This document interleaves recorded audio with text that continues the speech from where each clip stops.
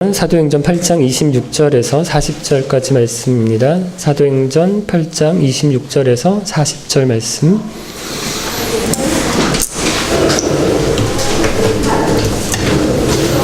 저와 여러분이 한 절씩 읽겠습니다.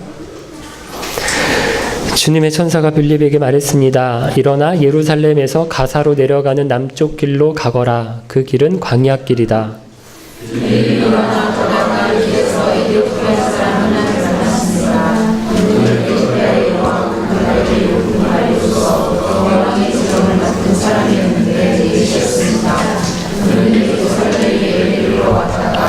본국으로 돌아가는 길이었습니다. 그는 마차에 앉아서 예언자 이사야의 길을 읽고 있었습니다.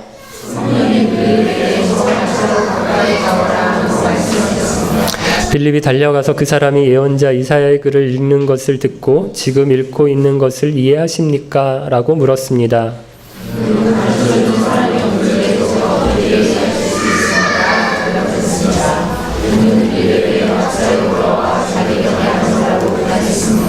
그가 읽던 성경 구절은 이것이었습니다. 그는 도살장으로 가는 양처럼 끌려갔다. 털을 깎는 사람 앞에 있는 양처럼 잠잠했으며 입을 열지 않았다.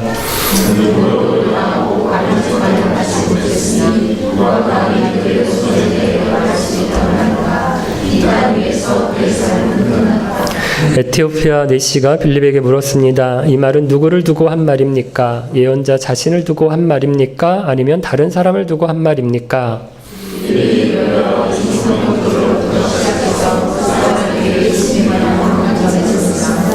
그들이 길을 가다가 물이 있는 곳에 이르자 내시가 말했습니다. 보십시오. 여기 물이 있습니다. 제가 세례를 받는데 장애될 만한 것이 있습니까?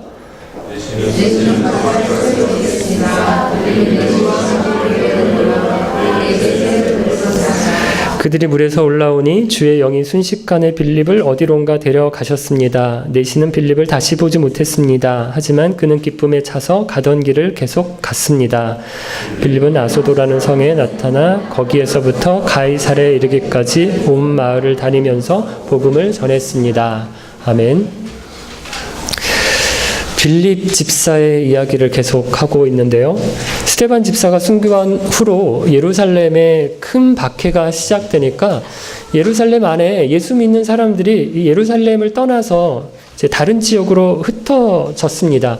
우리 지난 주일에 그때 빌립이 사마리아에 가서 사마리아에 있는 사람들에게 복음을 전했다는 말씀을 드렸어요. 유대인 외에 다른 민족에게 복음이 전해진 첫 번째 경우였어요. 그래서 예루살렘에 있는 사람들이 어리둥절한 겁니다. 이래도 되나? 사마리아에 있는 사람들도 예수 믿고 구원받는 게 맞나? 이렇게 생각이 들어서 누가 가서 확인을 하도록 하죠? 예루살렘 교회에서 가장 권위 있는 사람인 베드로와 요한을 보냅니다. 사마리아로 보내서 거기서 무슨 일이 일어난 건가? 이게 진짜 제대로 된 일이 맞는가? 그렇게 해서 확인을 해보니까 맞는 겁니다. 예수 믿고 세례를 받은 게 맞는 거예요. 거기다가 그들을 위해서 베드로와 요한이 기도를 하니까 뭐가 임하세요? 누가 임하세요? 성령님이 임하세요.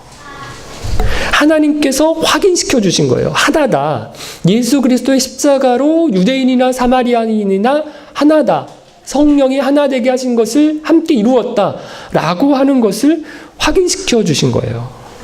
여러분 오늘도 빌립 집사의 이야기인데 이번에는 가사라고 하는 곳에서 에티오피아 내시에게 복음을 전하게 하십니다. 이 과정에서 하나님께서 어떻게 빌립을 사용하셨는지 네 가지 하나님께서 어떻게 역사하셨는지를 살펴보려고 하는데요. 첫 번째는 빌립에게 하나님께서 갈 곳을 정해주셨어요. 26절 말씀인데 읽어볼게요. 26절 주님의 천사가 빌립에게 말했습니다. 일어나 예루살렘에서 가사로 내려가는 남쪽 길로 가거라. 그 길은 광야길이다. 주님의 천사가 빌립에게 말씀하시는데 일어나서 가사로 가라고 하세요. 이제까지는 사마리아에서 복음을 전했는데 사마리아에서 꽤 빌립이 잘했어요. 그래서 많은 사람들이 복음을 듣고 예수님을 믿고 세례를 베풀었잖아요. 그런데 그 사마리아를 떠나라고 하십니다. 그래서 어디로 가요? 가사예요. 가사는 예루살렘에서 한참 남쪽으로 내려간 길인데 거기는 광야길이라고 되어 있거든요. 사람이 별로 없는 곳이, 아니 별로가 아니라 아예 사람이 없는 곳입니다. 여러분, 할 일이 많아요. 빌립이 사마리아에서 예수 믿는 사람들이 많이 생겼으니까 그들을 계속해서 말씀을 전하고 양육하고 교회도 세우고 말씀도 가르치고 할 일이 많습니다. 그런데 어디로 가라고 하세요? 광야로 가랍니다. 사람이 없는 곳으로 가라고 하세요. 이해가 안 되고요. 효율이 떨어지는 일을 하나님께서 시키시는 것입니다. 우리 형제님들 회사에서 영업하려고 해요. 러시아에 새로운 시장을 개척하려고 합니다. 그러면 러시아 지방을 이렇게 지도를 놓고 또 이렇게 조사하잖아요. 저 시장 조사하고 장사가 잘 될 만한 곳을 찾고 사람들이 많이 살고 많이 팔릴 만한 도시부터 가서 물건을 팔아야 되잖아요. 그런데 하나님은 빌립에게 러시아로 치면 어디로 가라고 하세요? 시베리아, 광야로 가라고 하시는 겁니다. 안 팔리는 데 가라고 하시는 거예요. 비효율적인 일을 시키십니다. 그래서 우리 머리로 생각하면 이해가 안 돼요. 안 가야 맞아요. 하나님 무슨 소리를 하십니까? 뭘 좀 모르고 하시는 말씀 같은데, 하나님 제가 여기에는 전문가입니다. 제가 이건 잘 알아요. 이러면서 더 좋은 곳, 효율적이고 전략적인 지역으로 가야 할 것 같거든요. 하나님이 하라는 대로 순종하기가 어려운 겁니다. 여러분, 순종하려면 내 생각을 먼저 내려놔야 해요. 내 고집을 내려놔야 합니다. 교만하면 참 순종하기가 어렵다는 게 이거예요. 내가 좀 아는데, 내가 좀 교회 오래 다녔는데, 내가 장로인데, 권사인데, 집사인데, 목사인데, 선교사인데 이러면서요, 자꾸 자기 고집대로 하려고 해요. 어린 아이들을 보면 시키면 시키는 대로 해요. 좀만 크면 이제 말 안 듣고 또 이렇게 말대꾸하고 하지만, 애들 보면요, 시키면 시키는 대로 해요. 그래서 무단 횡단하는 거 보면 어른들이 횡단하지, 아이들은 이렇게 신호등 횡단보도 잘 지켜서 건넙니다. 건널 때도 아이들은 꼭 이렇게 손 들고 건너요. 근데 어른들은 아무데나 아무렇게나 해서 건너잖아요. 이게 교만한 겁니다. 자기가 너무 강한 거예요. 하나님이 하라고 하면 그게 내 생각과 달라도 하는 게 순종입니다. 빌립이 하나님의 말씀에 순종해서 가사로 가는 길로 가는데, 거기서 마침 누구를 만납니까? 27절에 보니까 에티오피아 사람을 만났는데, 어떤 사람이라고 소개되어 있죠? 에티오피아의 여왕 간다게의 높은 관리로 여왕의 재정을 맡은 넷이라고 얘기를 하거든요. 그럼 에티오피아가 어디인가 하면 구약에서는 이 구스라고 나오고요. 아프리카에 있는 이집트 밑에 있는 지금의 수단이라고 하거든요. 그런데 에티오피아에서는 왕을 태양의 아들이라고 해서 에티오피아 사람들이 그 신을 섬기듯이 왕을 섬긴대요. 그러면서 어떻게 신이 미천한 이 사람들을, 세상을 다스릴 수 있느냐, 이렇게 해서 왕은 섬김의 대상이지 통치를 못하게 하고요. 대신 누가 통치를 하는가 하면 왕의 어머니 황태후가 세상을 통치하도록, 실질적인 왕의 역할을 하도록 했다라는 거거든요. 이 에티오피아에서는 이 왕의 어머니를 간다게라고 부르는 겁니다. 그러니까 이 간다게라는 말은 이 사람 이름이 아니라 이집트의 파라오처럼 이 직을 일컫는 말이에요. 이 빌립이 만난 사람은 바로 이 간다게 재정을 맡아보는 관리였는데, 요즘으로 하면 재경부 장관 이 정도 되는 사람이겠죠. 그런데 이 사람이 예루살렘에 예배를 드리러 왔다가 돌아가는 길이었다라고 하거든요. 그럼 이상한 게, 에티오피아에 있는 사람이 어떻게 예루살렘에 와서 예배를 드릴까? 이런 의문이 들어요. 그래서 학자들이 볼 때 국적은 이 사람이 에티오피아 사람이지만 민족은 유대인이 아니었을까? 당시에 이 유대인들이 디아스포라 흩어져 있는 사람들이 많았으니까 에티오피아에 있는 유대인이었기 때문에 예루살렘에 와서 예배하고 돌아가는 거였다, 이렇게 보는 사람이 있고요. 또 어떤 사람은요, 당시에 흩어져 있던 유대인들이 이 에티오피아인에게 전도해서 이 사람이 유대교로 개종한 사람이었다, 이렇게 보기도 합니다. 그래서 절기를 지키기 위해서 예루살렘에서 예배를 드리고 돌아가는 중인데 꽤 열심히 있는 사람이었다는 거죠. 거기다가 길을 가면서 이 사람 또 뭐 하고 있어요? 28절에 보니까 마차를 타고 가면서 이사야의 글을 읽고 있었다라고 하거든요. 여러분, 요즘도 우리가 버스나 지하철에서 성경 보고 있는 사람들 보면 되게 존경스럽잖아요. 자, 그런데 그 옛날에는 마차는 훨씬 더 덜컹거리고 그 길도 굉장히 안 좋은 왔던 시대이기 때문에 엄청나게 막 덜컹거리고 흔들리고 그랬을 거예요. 그런데 거기에 앉아서 막 성경을 읽으면서 가고 있는 거예요. 이 사람이 굉장히 열심히 있는 사람이었다는 거죠. 그 먼 아프리카에서 예루살렘의 절기를, 하나님을 예배하기 위해서 다녀가는 사람에다가 그것도 마차에서 성경을 읽고 있었던 사람이라는 거죠. 두 번째, 하나님의 역사는 에티오피아 내시와 만나게 하신 일이었는데요. 29절에 성령께서 빌립에게 뭐라고 말씀하십니까? 저 마차로 가거라, 이렇게 말씀하시거든요. 여러분, 우리가 사람을 본다고 다 만나는 건 아니에요. 가끔 모스크바를 다니다가 보면 한국 사람을 이렇게 보잖아요. 저 사람 한국 사람 같다? 이렇게 하다가 이렇게 잘 보니까 뭐 말하는 걸 듣거나 아니면 생김새가 이렇게 가서 보니까 한국 사람 맞네? 라고 했을 때 우리가 다 아는 척은 하지 않아요. 그죠? 한번 그렇지만 한국 사람 같으면 더 힐끗 이렇게 쳐다보고 그러는데요. 저 같은 경우는 한 번도 말을 걸어본 적이 없어요. 한국 사람이라고 해서 특별히. 그런데 이거 잘하시는 분이 계시더라고요. 이건덕 선교사님 같은 경우는 커피숍에서 커피 마시다가 옆 테이블에 한국 학생들이, 유학생들이 이렇게 막 커피 마시고 있더래요. 그래서 이렇게 말 걸고 교환 학생들이라고 하고 한신대 교환 학생이라고 얘기를 하고 그래서 얘기하다가 한글학교 내가 선생님인데 한글학교에 와서 봉사해라 해가지고 봉사시키고 우리 교회 또 인도해가지고 우리 교회 오게 하고 이런 걸 잘하는 분도 있어요. 성령님께서 빌립에게 말씀하신 거예요. 그냥 지나가지 말고 마차로 가라. 만나라고 하십니다. 그럼 왜 만나라고 하실까요? 복음 전하라는 거예요. 여러분, 우리가 많은 사람을 만나요. 학교에서 친구나 선후배로 만나고, 직장 사무실에서 상사나 부하 직원으로 만나고, 동네에서 이웃 주민으로 만나고, 아이들 학교에서 학부모로 만나고, 여러 사람을 만나요. 그런데 그냥 이렇게 지나쳐 가지 마시기를 바라요. 할 말만 하고 필요한 것만 도움을 받고 주고 정보만 교환하지 말고 같이 공부하고 같이 일하는 것만 하지 말고 복음 전하는 일도 해보시기를 바라요. 그럼 이 말이 만나는 사람마다 다 복음 전하라 라고 하는 말은 아니에요.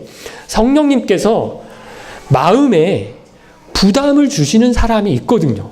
주위에 직장에서, 이웃에서, 어디 동호회에서 여러 사람을 만나는데 내가 이 사람에게 좀 복음을 전해야겠다, 교회로 인도해야겠다 라고 하는 마음을 주시는 사람이 있어요. 없으신가? 있어요, 가끔. 저 사람에게 좀 교회에 대해서, 예수님에 대해서 소개하고 싶다라는 마음을 주실 때 마차로 가라 하시는 음성이거든요. 그러면 그냥 지나치지 마시고 복음을 전하고 예수 그리스도를 소개하고 교회로 인도하실 수 있기를 바랍니다.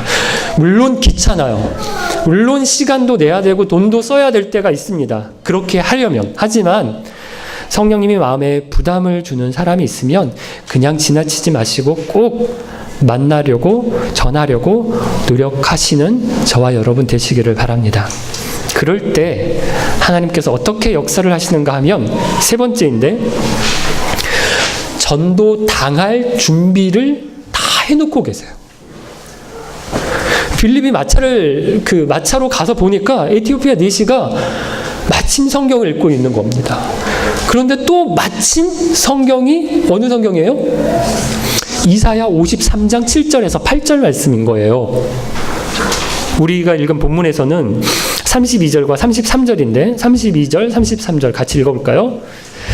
그가 읽던 성경 구절은 이것이었습니다. 그는 도살장으로 가는 양처럼 끌려갔다. 털을 깎는 사람 앞에 있는 양처럼 잠잠했으며 입을 열지 않았다.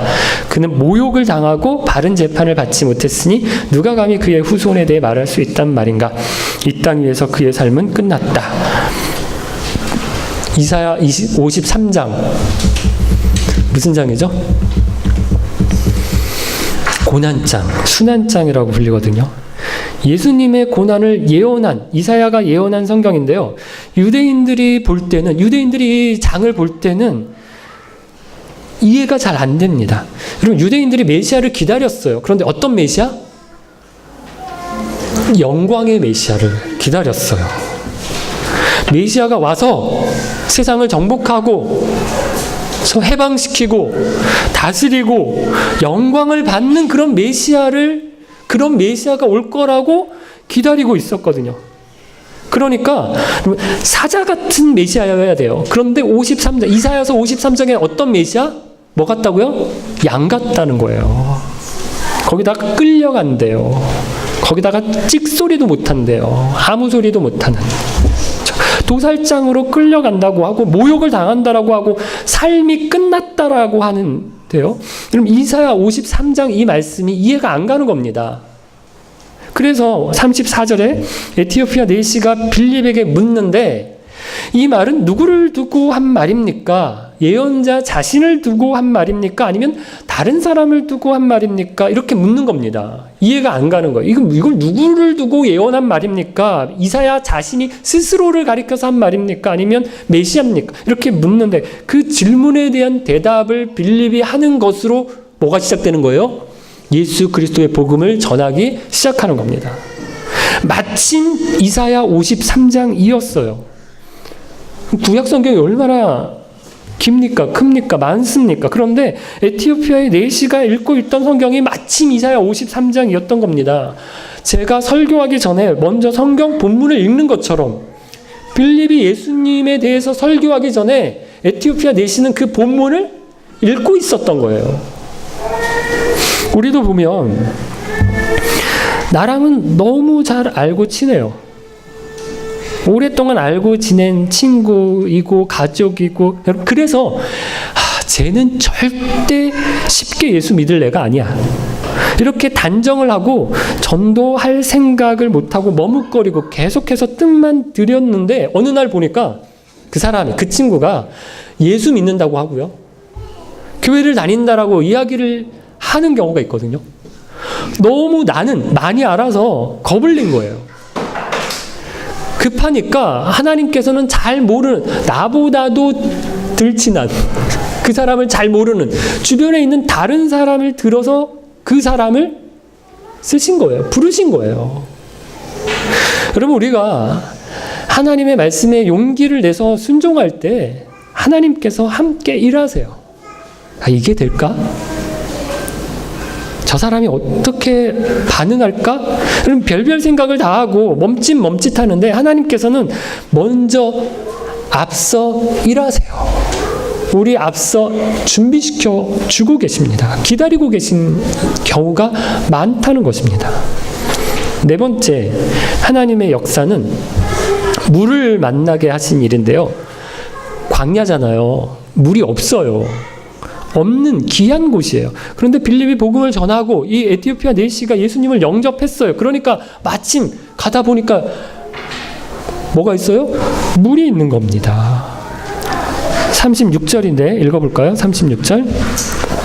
그들이 길을 가다가 물이 있는 곳에 이르자 내시가 말했습니다. 보십시오, 여기 물이 있습니다. 제가 세례를 받는데 장애될 만한 것이 있습니까? 이렇게 하면서 마차를 세우게 하고 세례를 거기 가서 받거든요. 하나님의 자녀가 되었다는 표를 받은 거예요. 세례를 마치자마자 또 무슨 일이 있습니까? 39절 40절 말씀인데 읽어보겠습니다. 39, 40. 그들이 물에서 올라오니 주의 영이 순식간에 빌립을 어디론가 데려가셨습니다. 내시는 빌립을 다시 보지 못했습니다. 하지만 그는 기쁨에 차서 가던 길을 계속 갔습니다. 빌립은 아소도라는 성에 나타나 거기에서부터 가이사랴에 이르기까지 온 마을을 다니면서 복음을 전했습니다. 하나님께서 이때 굉장히 급하셨던 것 같아요. 에티오피아 내시를 구원하시기로 계획을 하시고 자기 나라로 돌아가려는 그 에티오피아 내시를 중간에 따라잡아서 빌립이 광야에서 만나서 복음을 전하도록 하시는데 빌립이 선택돼서 하나님께서 빌립을 보내십니다. 그래서 빌립에게 가사로 가라 이러니까 빌립이 가사로 가고 마침 거기서 에티오피아 내시를 만납니다. 다시 빌립에게 마차로 가라 이러니까 빌립이 마차로 가서 보는데 마침 에티오피아 내시가 이사야서 53장을 읽고 있는 거예요. 그러니까 뭐 전도하기 전에 안녕하세요 어떻게 잘 지내세요 뭐 이런 말 필요 없어요. 전도 폭발에서 도입 질문이 뭔가 하면 당신은 지금 당장 죽어도 천국에 갈 자신이 있습니까? 라고 물어보고 전도하거든요. 이런 거 물어볼 필요도 없어요. 바로 예수 그리스도를 전하고 예수를 구주로 고백하니까 마침 또 거기에 뭐가 있어요? 물이 있어요. 그래서 거기서 세례를 받는데 장애가 될 만한 게 뭐가 있겠습니까? 이러면서 자원에서 막 세례 받겠다고 하고 그리고 세례를 딱 주니까 또 마침 어떻게 하세요? 주의 영이 순식간에 빌립을 어디론가 데려가세요. 이게 꼭 갑자기 빌립이 성령이 순간 이동을 시키셨다. 이거는 아니면 이렇게 성령이 막 이렇게 이렇게 해서 하늘로 날아서 어떻게 점프해서 어디로 떨어지겠다. 이렇게 보지 않아도 되고요. 헤어지게 하신 것 같다. 바로 헤어져서 빌립은 어디로 가요? 아소도라는 성에서부터 가이사랴까지 복음을 전하게 하시고요. 또 에티오피아 내시는 자기 고향으로 복음을 듣고 예수 그리스도를 영접해서 기쁨으로 가게 하셨다라는 거예요. 두 사람 다 에티오피아에서 내시는 그리고 아소도 성과 가이사랴에서 빌립은 복음을 전할 일들, 복음을 전해야 될 사람이 많았던 것입니다. 여러분, 오늘 본문을 보면 하나님께서 에티오피아의 내시를 구원하시는데 빌립을 사용하시거든요. 그렇다면 오늘 누구도 사용하실까요? 저와 여러분도 사용하세요.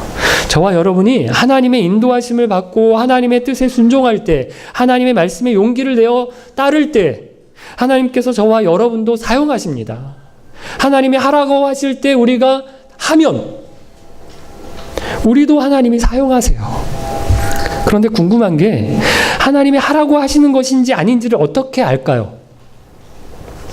본문 26절을 보면 주님의 천사가 빌립에게 말했다라고 하는데 그럼 이게 천사가 진짜 눈앞에 빌립의 눈앞에 나타나서 말을 한 것인지 아니면 빌립이 꿈을 꾸는데 천사가 나타나서 꿈에서 뭐라고 얘기한 것인지 이게 분명하지가 않습니다. 29절에서도 성령이 빌립에게 말씀했다라고 얘기되어 있는데 이게 성령이 어떻게 말씀하셨다는 것인지 이게 직접 빌립의 귀에 들리도록 마차로 가라 이렇게 음성을 주셨다는 것인지 아니면 빌립의 마음에 그런 생각을 넣어주셨다는 것인지 이게 분명치가 않아요. 그러나 분명한 것은 빌립에게 직접적으로 어떤 확신을 주셨다라는 거예요. 하나님의 천사가 말씀하신 것이다. 성령이 말씀하신 것이다. 이런 분명한 확신을 갖게 하셨어요. 그래서 빌립이 그 말씀에 순종했습니다. 그러니까 이 말씀을 놓고 오늘도 하나님께서 빌립에게 직접적인 말씀을 주신 것처럼 지금도 직접적인 말씀을 하나님께서 사람들에게 주신다. 이렇게 믿는 사람들이 있어요. 이런 분들이 자주 쓰는 표현이 하나님께서 제게 이렇게 말씀하셨습니다. 이런 말을 자주 하거든요. 하나님의 음성을 제가 들었습니다. 이런 말을 하는데 어떤가요? 그런 이야기를 하면 진짜 이분은 무슨 음성을 들었나? 하나님의 어떤 직통 계시를 받나? 나랑은 이 사람은 다른 수준의 사람이네? 라고 하는 어떤 다른 능력을 내가 갖지 못한 능력을 갖는 분이네?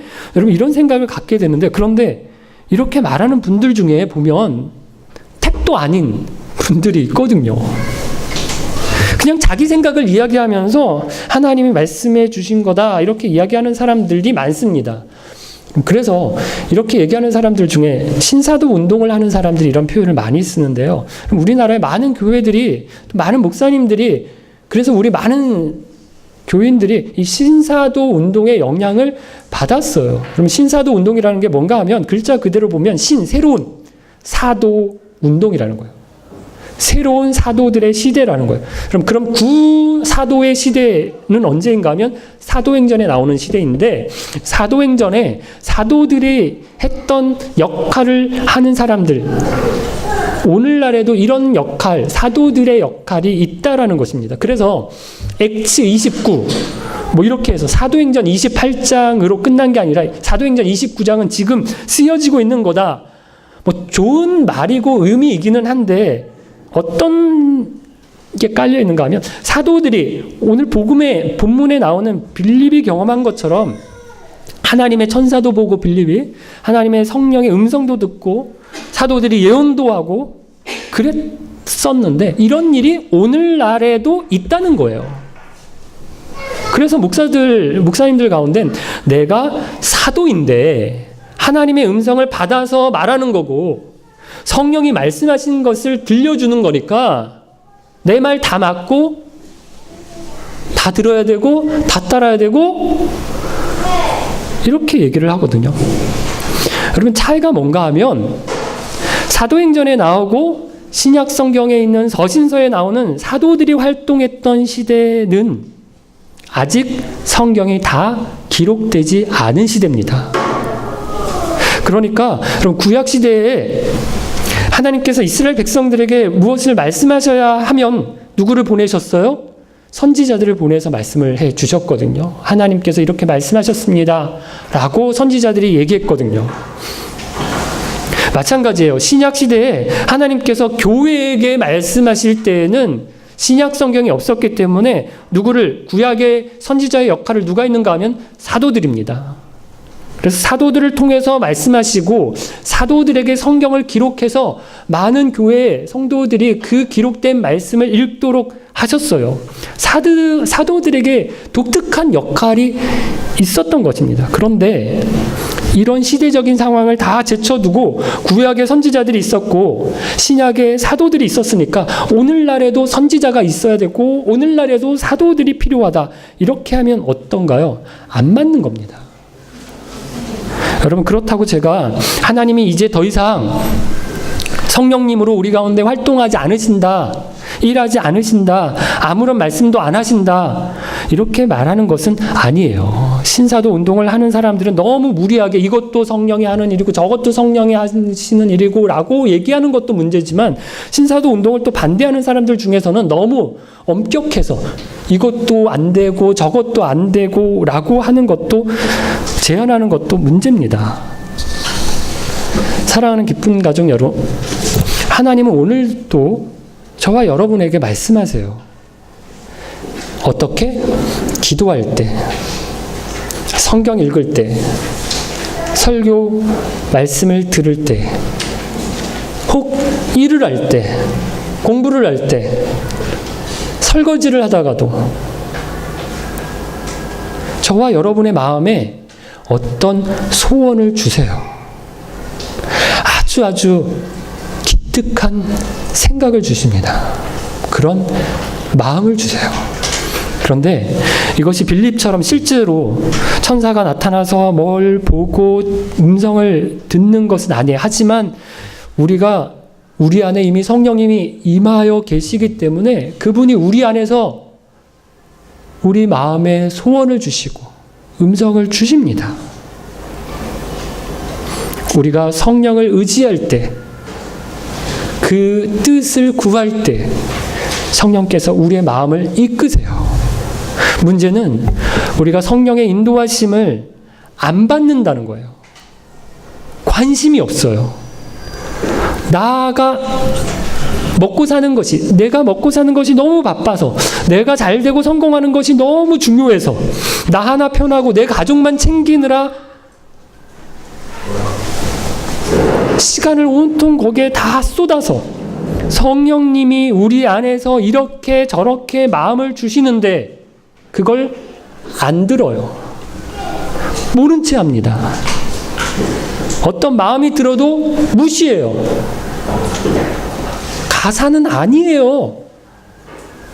내 생각으로, 내 판단으로 재단하고 그걸 무시합니다. 버립니다. 신경도 안 써요.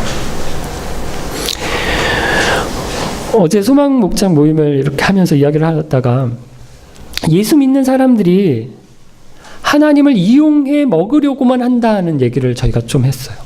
하나님 이용해서 복 받을 생각만 해요. 그러니까 예수 믿는 사람들이 너무 얄밉게 행동하고 깍쟁이 같은 사람들이 너무 많다는 거예요. 하나님이 우리를 이용하셔야 되는데, 하나님이 우리를 이용하셔서 하나님의 일을 하셔야 되는데, 우리는 하나님을 이용해 먹을 생각만 한다는 거죠. 거꾸로 믿는 겁니다. 하나님이 주인이시고 우리가 종이어야 하는데 우리는 하나님을 종으로 부려요. 거꾸로 된 거예요. 기독교가 이상하게 된 것입니다. 사랑하는 여러분, 시키시는 일을 하시기를 바라요. 내가 좋아하는 일보다, 내가 하고 싶은 일보다 하나님이 원하시는 일, 하나님을 기쁘시게 하는 일, 성령님이 내 마음에 주신 일을 먼저 하시기를 바라요. 나를 통해서 너무너무 하고 싶은 일이 많으시거든요, 하나님이. 성령님은 마음이 막 급하신데 가라는 데 가고 하라는 일 하고 순종하면 미리 예비해 두고 준비해 두셨어요. 이사야서를 읽고 있는 사람, 준비된 사람을 만납니다. 열매 맺게 하십니다. 내 안에 거하셔서 나를 인도하시는 성령님께 날마다 순종하셔서 나와 함께 일하시고, 그리고 내 앞서서 일하시는 그 놀라운 마침의 기적을 경험하시는 저와 여러분 되시기를 소원합니다. 같이 찬양 드리겠습니다. 말씀하시면